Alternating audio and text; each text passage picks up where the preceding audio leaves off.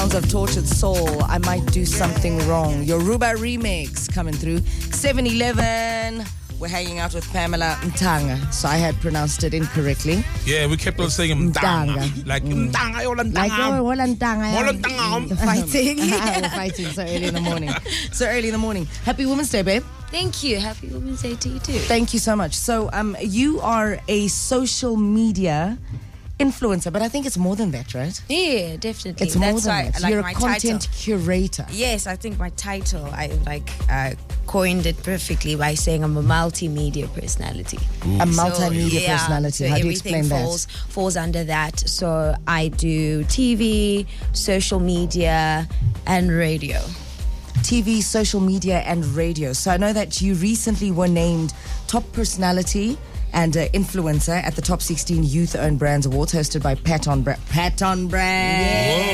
Whoa, shout out to you. Yeah. You're 26? Yes. You have an educational background in public relations. Did this in any way inspire what you have become, or did it shelter it, or almost like cushion it? It definitely inspired it because, believe it or not, I studied electrical engineering in my first year. Yeah. And then... Shout out, I did engineering as well. Really? Yeah, first year, and then towards the end of the year, I'm like, it's been great. See you later. No, not see you later. Bye.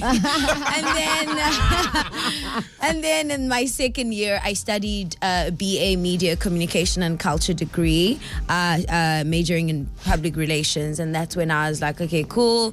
Let me find stuff that align with me. Now that I've found a course that aligns with what I want to do, let me find stuff that aligns with me. And then I went into radio. And then a couple of months into radio? Madiba's radio, it was a campus radio station. Okay. So I go on campus radio and I'm just like, what else can I do? And then the campus radio forces us to MC. I'm just like, no, I don't want to do this. It's not my thing. Yeah. And I do it and I was like, yeah, this is my thing, you know? And that's how I started emceeing, and I started getting opportunities within the local TV station as well. But I didn't initially like TV. I felt it was a bit too technical because there was, don't beat your chest. Don't like listen. The mic is there. The mic, and then there's listening to someone talking to your ear while you're trying to talk and listen to someone else. Yeah, it's kind of wild. Live television is kind of wild. It's a lot. Exactly. You really have to be. You have to tap into some sort of manic in your personality to manage that. Because it's like 4 people all at once. It's you, the person speaking in your ear. The director. Yes, and it's exciting. It's a lot. So I was like, maybe I don't like TV. So I focused on the emceeing part, and I started emceeing a lot of campus activations and a lot of events, a lot of pageants, because Nelson Mandela University was big on pageant culture. Yeah. And then I started working with a lot of brands in terms of like banks, telecommunications companies, and I became an ambassador for multiple brands. So how did that start? I'm interested in knowing how that started. Yeah. So I became popular within the campus space. Okay. Now when they needed people to connect with students, they wanted to get a student. They wanted to connect to students, and there's a guy who recommended me. He's like, yo, this girl is really dope. She's on radio, MCs quite a lot of events. People know her around campus. But because we're in PE, our social media was not that great. Yeah, exactly. Yes. So I was at like 1K followers, but I was still getting these ambassador gigs. And then because the ambassador gigs were from Joburg, I would have to fly up to Joburg so often. And when you get to Joburg, you are talking and working with people who are like at least like 50K followers, and like everyone is coming up, obviously, because social media was not that big, as big as it is right now. Like people with 50K followers, others with 100K followers. I'm just like, yo, how many followers do you others have now? verified? 1K, I had 1K. Yeah, others verified, exactly. And now I'm at like a 130K, I think. 32K, I'm looking at it now. From 1,000 followers. Yes, no, when I got to the actual conference, Garo was like, you're just gonna have to double that a bit. Won't work. 1,000 followers. What do you think you got right? Because I mean, there's so many people within this space of influencers, but they never really make it, to the upper echelons of this thing that you're doing, of influencing, even to winning awards. Say that word again. Aye, boy. The upper. Aye, boy.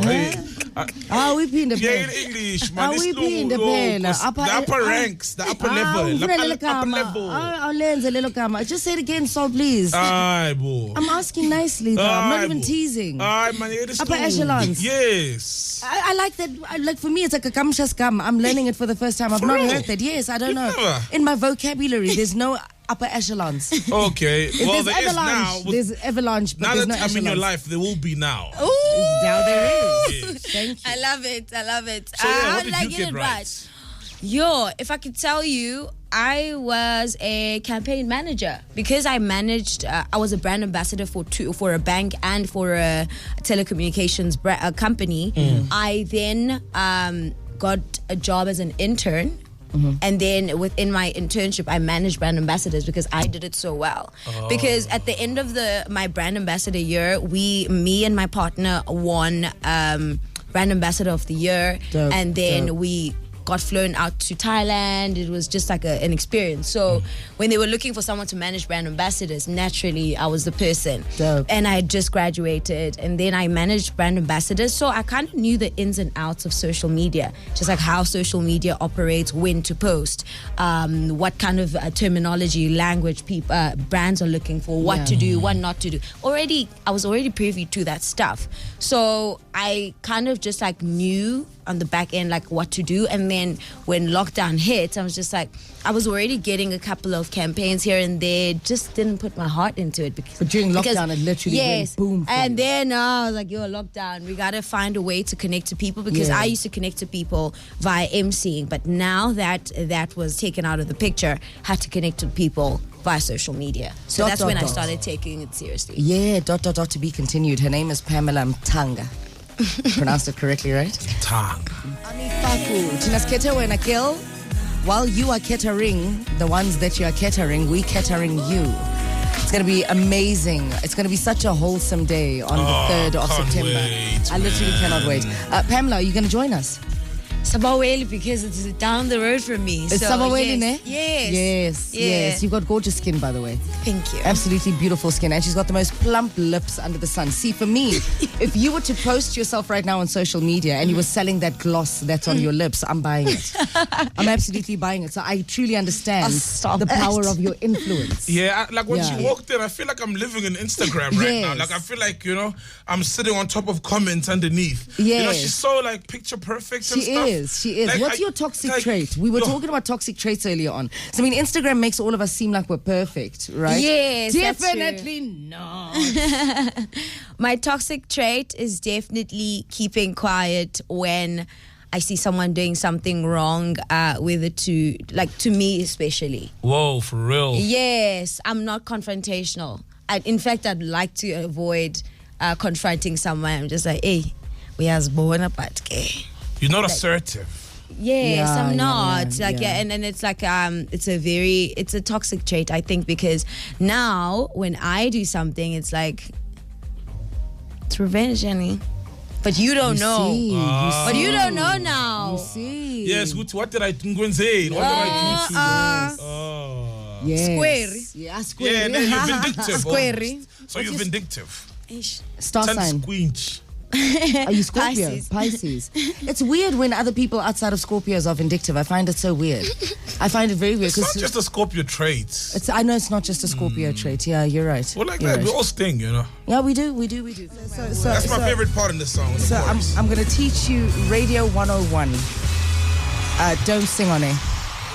Yes, never. Just don't. Never. But we're going to do it anyway. It's 7:40. And that was for the live of music. That was Whitney Houston, eh? I'm Every Woman. Houston. Pratibo's told it's Houston for us. Yeah, that was her though. Whitney Houston. So, Mefrou Mtanga, pumpkin patch. Mtanga, not Matanga. Mtanga. I'm used to it. Afrikaans people, they crack me up. They'll probably butcher your name. Pamela. They can see it's Pamela. They're going Pamela Mtanga. That's 100% true. Yeah, Pamela Mtanga. That time she's calling you there in the queue at Home Affairs. Loud and clear. Pamela Mtanga. And you want to be a rebel and not actually respond, but you want to get help. So you like oh, you're an idiot. You're just like me. I love it. I absolutely love it. So you need to work on that toxic trait of yours, eh? Okay. Look, I mean, I'm generally rude towards abusive people, extremely rude towards abusive people, but we all have different ways of expressing ourselves. Yeah. I don't think you should allow people to trample you. True. And be comfortable with stepping over your boundaries. I think it's important for your own emotional well-being to vocalize when people do you dirty. True. Yeah. That is true. Find a Pamela way of doing it. I'm sure there's a sweet Pamela somewhere inside there that's going to say, excuse me, I don't like it. I don't like it. Don't like So it. please stop it. What's the rest of your day like, madam? It's Women's Day. The how rest you of my celebrate? day, I have a meeting after this. I think it's around 10:30. And then right after that meeting, I have to shoot some content for a brand. Of course. Yes. Do you enjoy that stuff? It doesn't drain you, shooting content for So brands. it does drain me. So that's why I actually took a break. I'm just now doing all the campaigns that I had accepted and committed to before I went on a break. Otherwise, now I'm very picky. Before I was picky, now I'm picky. Good. So You how? know? So I just decide to take on a certain number of brands and certain types of brands in order to. Which types do you reject? One post. The post people like campaigns, here's 10,000 posts, one thing there. I 10,000. Yes, that's Are you what I mean. Like expensive? Are your people rates- just.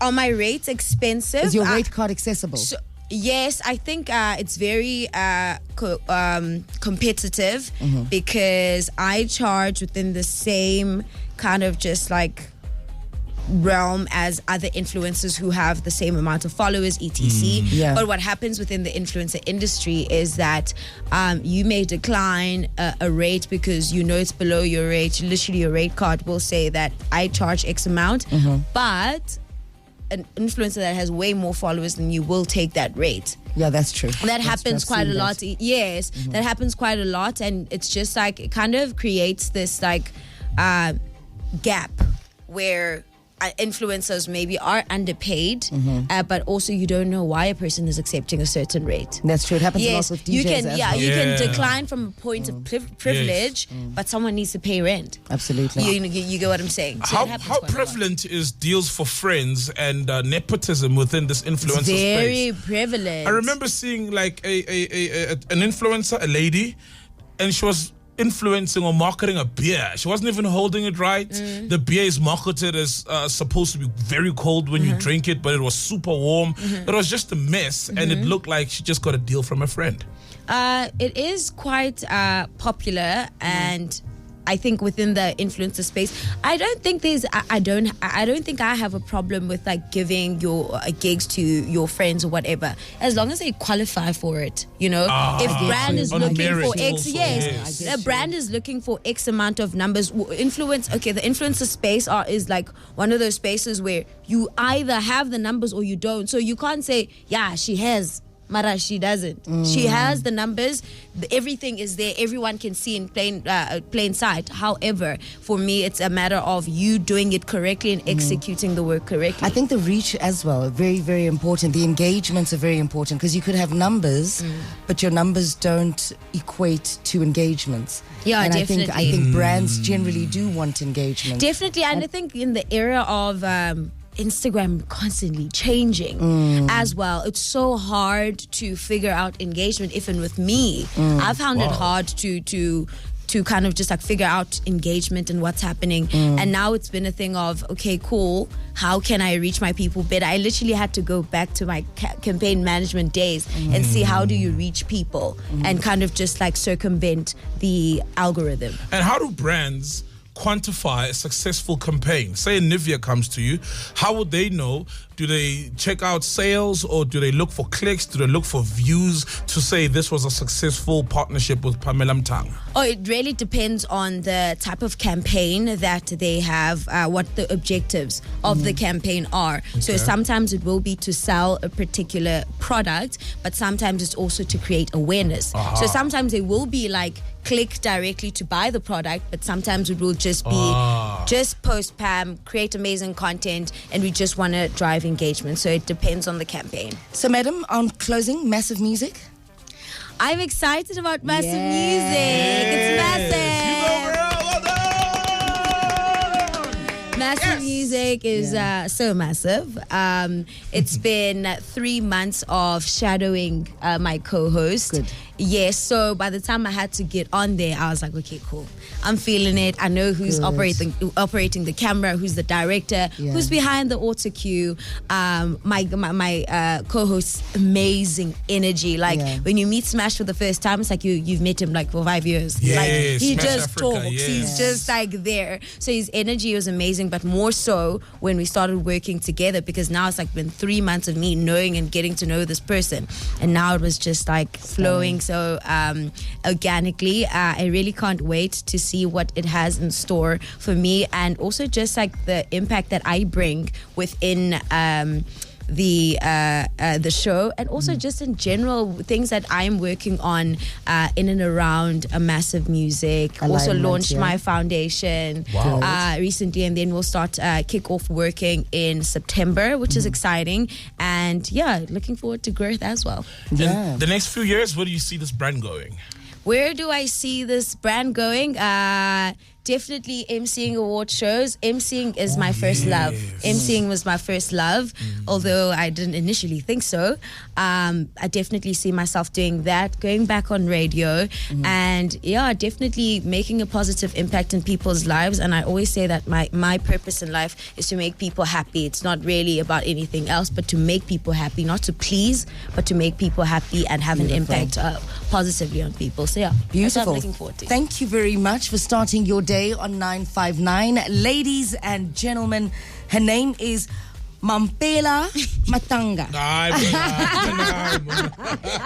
Pamela, I hate it here. I hate it here. You see it now. Pamela Mtanga, ladies and gents, to the camera. Thank you for watching. Thank you for watching.